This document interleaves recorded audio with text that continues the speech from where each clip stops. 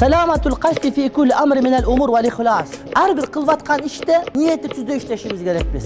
İşte başlavatkan vakta niyet tüzde uşu mana payda olsun, el jutka payda olsun, attenime payda olsun, dünyeme payda olsun, ahiretke payda olsun. Negizgisi Kuday'ın razılığı için bolsun degen söz bizde boluş gerek.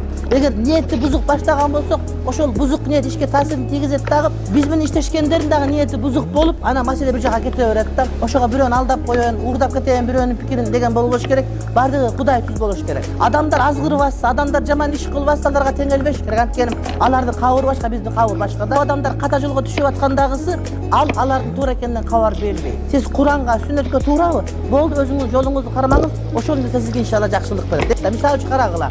Güllerin türü köp bilesiňer da. Жаздагы bayçeçeke var, güzde gül var. Ana bizde baldardın türü var. Akbal, karabal var. Ne üçün degende kanday gülді jegenge jarasa, oşonda bal berer. Жаздын baldары başçeke burqurap durar. Bedeni koş appak bolup durar. Dagı bir nekeniki kızıl bolar. Oşol sayaktı öyle. Adamdın niyeti iş başlap atkanda işke tasirini tigizet. Darı iş başlaganda oturup toktop bardığın getirip durup namazga niyet kılganday baş tazalap Kudayım uşul işti başlap atam. Başlayalay başlap atam. Niyetimi tüzdödüm. Özüңün razılığın üçün. Özüme payda olsun, dünya ahiretime. Bir tuğandarıma, balaçkıma payda olsun. El jurtuma payda olsun. Biröge ziyan tiybesin. Uşundan dünya ahiret payda görsün. Dep niyetli çoğun kılış gerek. Oşonda barlığı gelek.